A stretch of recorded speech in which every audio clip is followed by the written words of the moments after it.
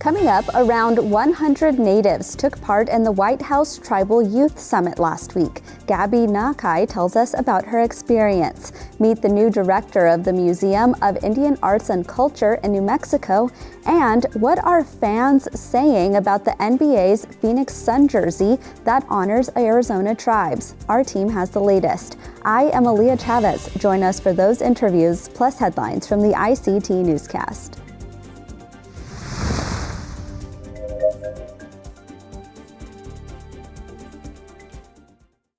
This program is made possible by the Corporation for Public Broadcasting, a private corporation funded by the American people. Arizona PBS is proud to support Indian Country Today. For 6 decades, we've provided television programs and now digital content. But we go beyond that, sending outreach teams across Arizona, offering workshops in language and literacy, family engagement and community outreach, and supporting tribal communities with early learning and school readiness resources. Join us at azpbs.org.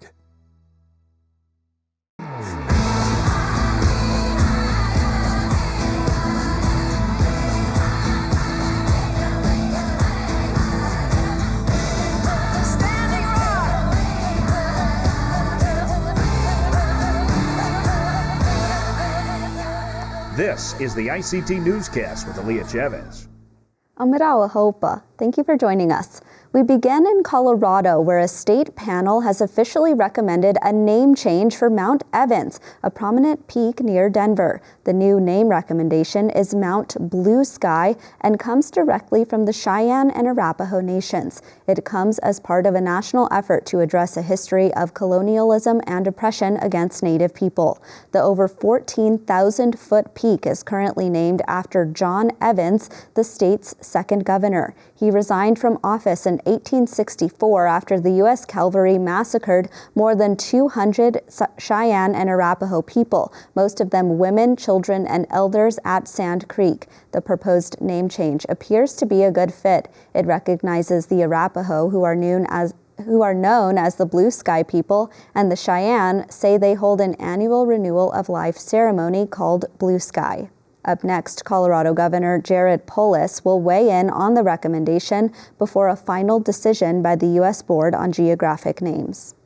2 initiatives that would have permitted legal betting on sports in California were defeated by voters. Proposition 26 would have opened up in-person sports betting at tribal casinos and horse racing tracks. It was backed by many gaming tribes and was opposed by commercial gaming enterprises. Proposition 27 would have been broader, opening up online sports betting. Last week, tribal gaming executives in Arizona took a deeper look at the messages from that election, especially looking at the broader initiative.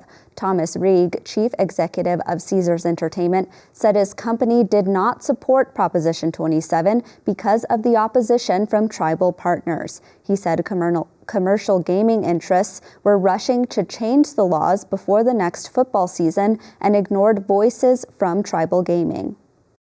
You're going to lose. I told them this before they ever launched. But you've got to get on the same page with Indian Country if anything is going to happen in California. That's very clear. They got very poor advice and they believed what they wanted to believe, and we saw the result. Grieg and tribal gaming executives say trust between commercial and tribal gaming needs to be repaired before this issue can resurface in the state. There's been a lot of buzz lately in Washington, D.C. Last week, a major event invited young people to the table. Here's ICT's Polly Jeanette Claw with the story. In Washington, D.C., here at the White House Tribal Youth Forum. Before this gathering was started by President Barack Obama in 2015, Native youth rarely, if ever, had the chance to express their concerns to federal leaders. This gathering has only happened a few times, though. Under President Donald Trump's tenure, the gathering didn't come to fruition. And then the coronavirus hit. All of this is why Oliver Tyrell is grateful for an opportunity to talk about something important to him. I talked about mental health issues here within the Indigenous communities, especially leaning towards Indigenous queer youth. And I've talked a lot about how being accepted and connected to your cultures can lower the suicide rates by 60% at times. The forum is meant to foster conversations between Native youth, their peers, and policymakers. Emotional well-being came up time and time again in these spaces. Is really being affected post-COVID, so a lot of Native Americans are facing like they have no motivation and no ability to keep doing, and they get tired more easily, and that ties in with the mental health. So we see a lot of that on our reservation. Walker is working in her community to research the long-term effects of COVID-19. I'm passionate about food sovereignty because I grew up seeing my relatives face obesity, diabetes, and cardiovascular disease, and finding ways to connect with our food, where it comes from, and how it grows is super important. The one-day forum came ahead of next week's White House Tribal Nations Summit, which will also happen for the first time since 2016. In Washington, D.C., Polly Dinetclaw, ICT News. Well, a former tribal leader has been convicted and sentenced for accepting bribes. Cedric Cromwell was the former chairman of the Mashpee Wampanoag tribe. He was sentenced to 3 years in prison, along with 2 years probation and a fine of $25,000. The bribes were from an architecture and design company in Rhode Island who was working with the tribe to build a new casino. Officials say Cromwell accepted $10,000, exercise equipment, and a stay in a luxury hotel in Boston. Along with Cromwell, David DeQuatro, owner of Rhode Island Architecture, was sentenced to a year of probation. The current chairman of the Mashpee Wampanoag tribe spoke out about the situation, saying that Cromwell accepted the bribes while other tribal citizens suffered with homelessness and unemployment. Cromwell apologized in court, saying he would, quote, spend the rest of his life seeking redemption. The plans for the new casino are currently on hold. And those are the headlines for the ICT Newscast.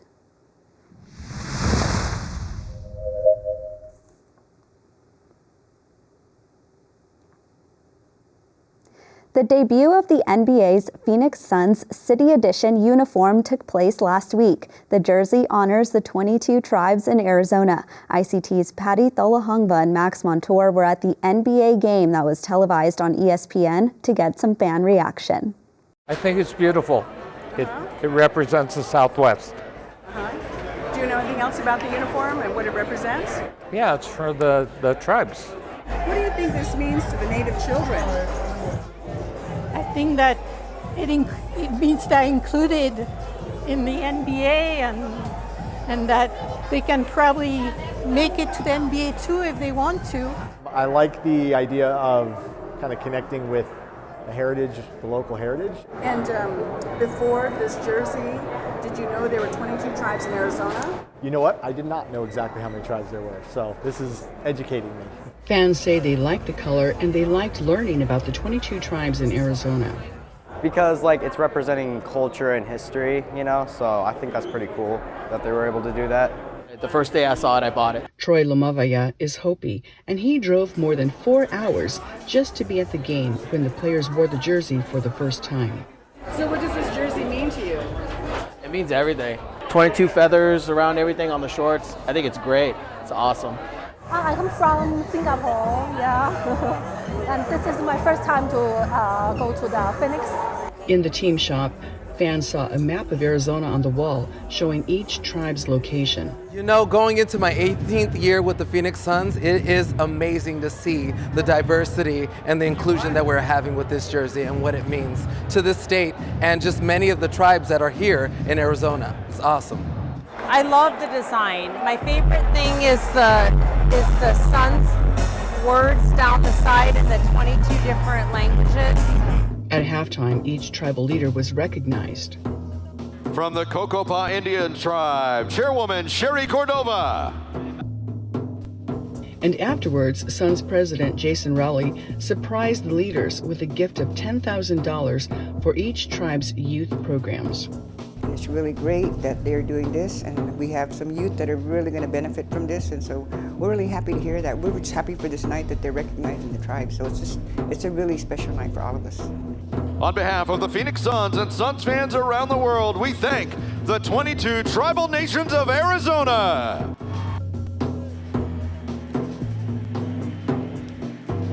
What are you telling the viewers about this unique jersey the Suns are wearing tonight? Well, just obviously the meaning of it and supporting and showing love.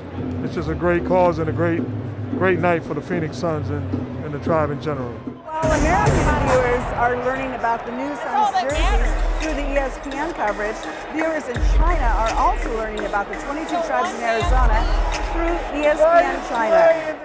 It's just like China. China has 56 ethnicities and cultures.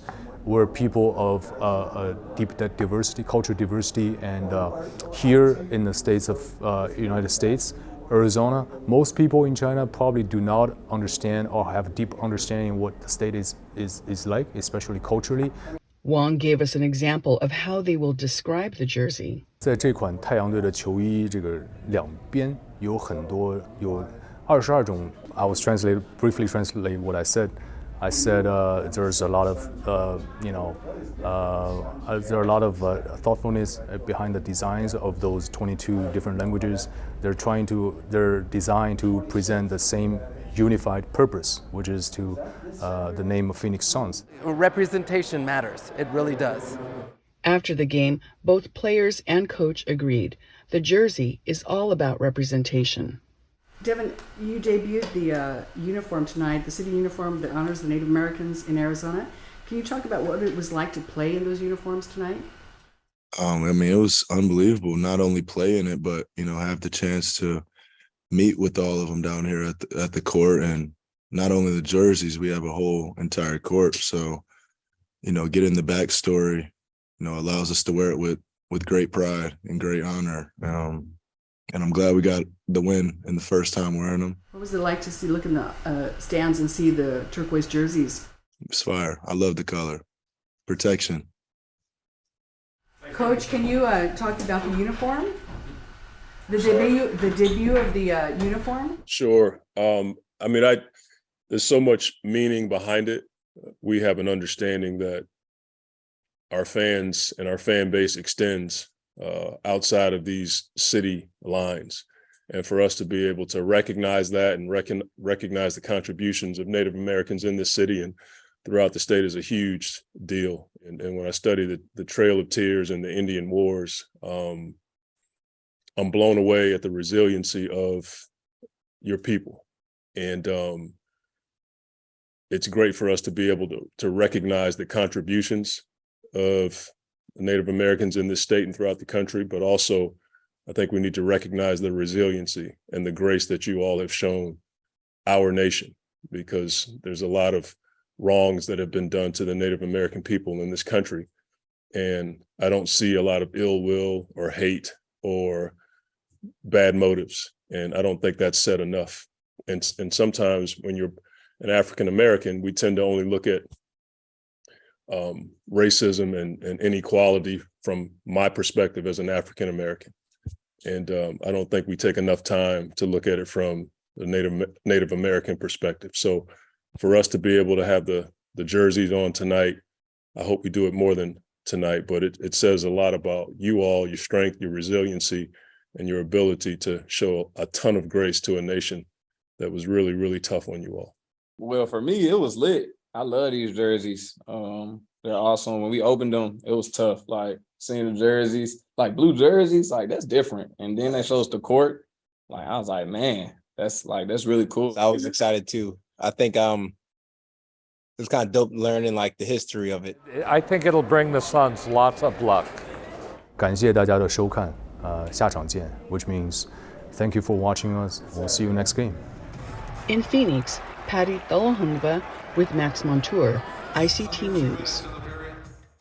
The Suns won that game 130-119 as they beat the Golden State Warriors. A few days later, when they wore the turquoise jerseys a second time, they beat the New York Knicks. And just Tuesday night, the Suns won again against the Lakers while wearing the new jerseys. They will wear them again on Friday, December 2nd against the Houston Rockets. We'll be right back.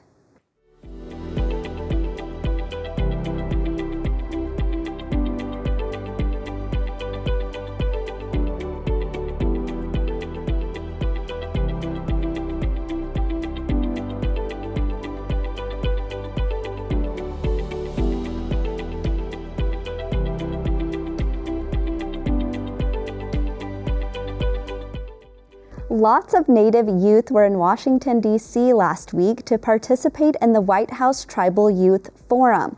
Among them was Gabriella Nakai. She's a former Earth Ambassador with the United Nations Indian Tribal Youth Program, also known as Unity, and she joins me in the studio today. Hi, Gabby. Thanks so much for being here. Hi, how are you? I'm doing very well. So I want to just jump right in here because getting a chance to talk to high-level federal officials about what you care about is something that happens so rarely. Maybe talk about your experience.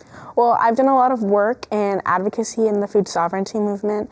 It started kind of at the height of the COVID pandemic when my grandparents back on the Navajo reservation were getting no fresh produce. So I found an organization, Unity, and I began a food sovereignty project where I grew seed banks and I grew an urban garden here in Phoenix, and then I was able to help my family back home in the Navajo reservation. And then from that, I got granted more opportunities within Unity, like the White House Tribal Youth Forum, where I got to interview a couple people on the U.S. Department of Agriculture and talk about some issues happening in Native country. And it was really interactive, my session. I had people from the audience talking about their own experiences and even talking about their own food sovereignty projects. And what was their reaction when you were telling them about the work that you do?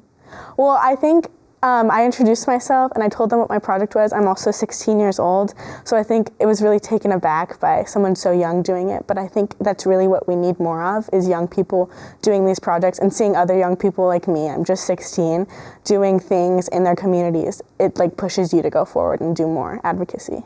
Absolutely. And aside from this Tribal Youth Summit that you attended, I saw that you were actually at the White House for the celebration for Native American Heritage Month. Yeah, it was amazing. Everyone keeps asking me in my school, and I don't have any other words to describe it except it was amazing. I got to meet so many people. I got to listen to Jill Biden speak, and I got to meet Deb Haaland, who's like a personal role model of mine. And I don't know, it was just so cool seeing a bunch of Native youth occupy spaces that they normally weren't supposed to be in long ago. And I was at the event as well. It was so large. And as I think back to what happened, one of the moments that sticks out to me so much is meeting all of these people. And I kept having to tell people, I'm like, this is my first time inside the White House. And 99% of the time, everyone else was like, me too. And so I couldn't agree with you more. It was a really beautiful event. And to share it with so many Indigenous relatives was just amazing. Yeah, I kept joking with my friends about having imposter syndrome about it all, and then I thought it was a little funny that I had my moccasins like just walking around the White House floors. Like, this was never supposed to happen long ago, and it's amazing to see it happening now. Absolutely. Well, I want to talk more about your work with food sovereignty. If you're looking into the future and you want to expand the project, what does that look like for you? So I've been giving some thought about it. I think obviously getting news traction in any press is good press in my mind, but also I'm looking forward to spreading it more in different communities. So I have my seed saving packets that I want to do, and I want to spread them to other places. I got them from Native Seed Bank in Tucson, and then I want to share these packets and give them to different communities so that they can start doing them in their own communities, and maybe starting gardens and like different like cultural centers. Like, I know a lot of Native youth group have like youth councils, and maybe they can start planting their own gardens and do stuff like that. And when you're talking to other Native high schoolers specifically, and you're talking about food sovereignty, is this something that they tell you they care about, or what do those conversations look like? I think a lot of Native youth don't know exactly what food sovereignty is. It's such a big word, and it's kind of confusing for a lot of people. But I know that as Native people, we're all connected to the earth, so they know that there's something that needs to be done, and there's something that we have the only power to do. And any conversation that's happening about climate control or anything like that, Native youth should be in the conversation because they should be giving their voices as they're the ones who come from the earth. Gabby, earlier you mentioned that a lot of people are surprised to find out that you're 16. Can you maybe comment or talk about, being a young person and how maybe that's actually a great tool to get your voice heard and your message across? I think being 16, everyone's shocked to do it, but I kind of feel like more people want to talk to me because they see that I'm so young and getting out there. As a young person that's doing more, there are so many organizations for Native youth that can help you out and get your voice spread. Being a young person, they know that you're the future and that you're the real solution to this. So it really just grants you more opportunities. More doors will open whenever you look for them. Absolutely. Well, Gabby, thank you so much for joining us. I've loved this conversation. Thank you so much.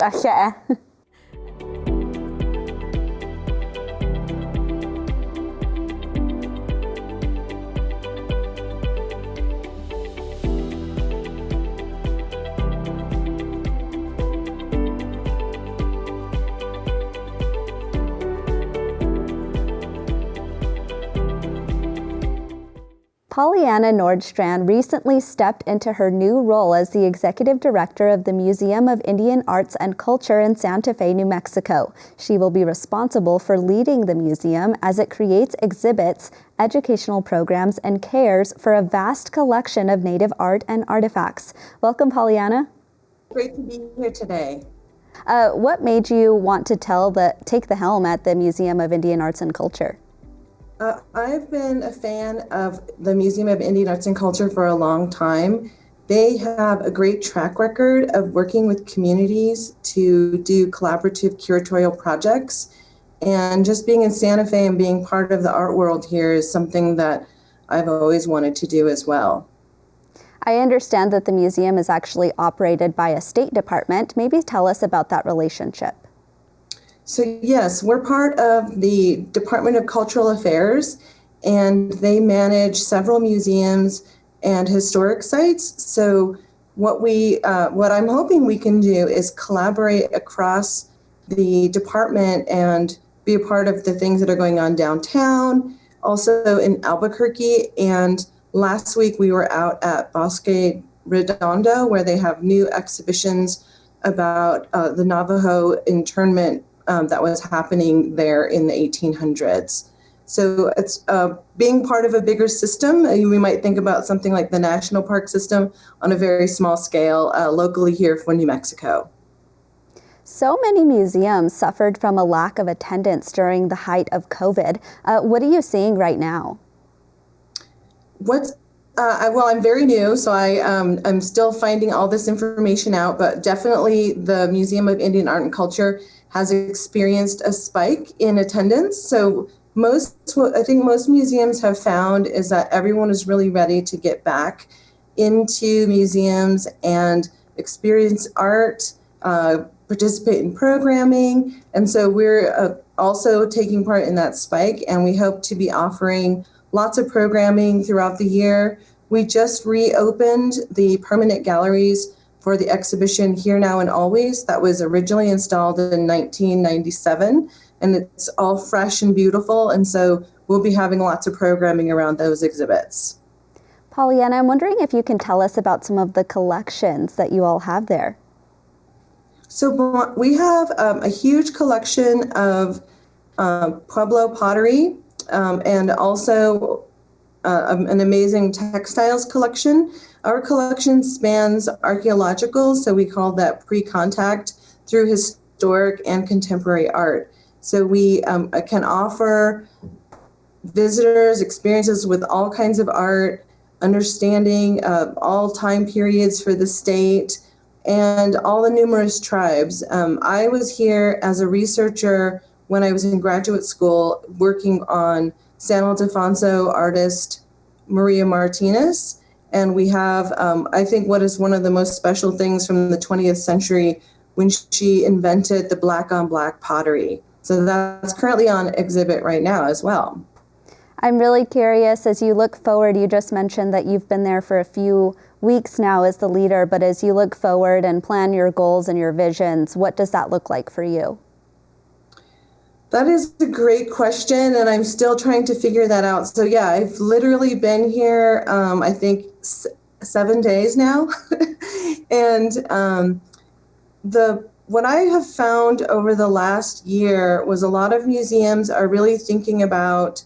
I mean, we're always thinking about how to remain relevant, but I think the last couple of years have really helped us to think about how do we participate as communities of care, and then also to be a place for renewal, for inspiration, and also tackling those difficult stories. So it's a combination of trying to put all of those things together in our exhibitions, in our education programming, in the things that we do for staff and all of the constituents, that we're looking forward to the future, but also having that much more in, continue. I think that this museum has always done this, but continue to have a place where we can talk about difficult things, but then find that inspiration for future.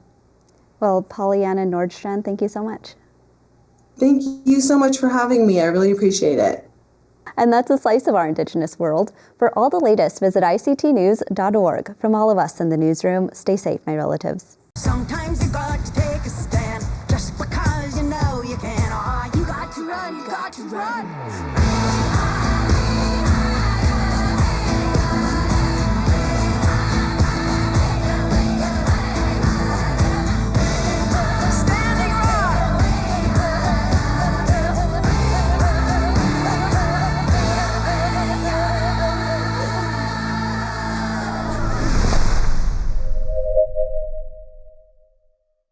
The Sand Creek Massacre, the betrayal that changed Cheyenne and Arapaho people forever, focuses on tribal accounts of Colorado's deadliest day.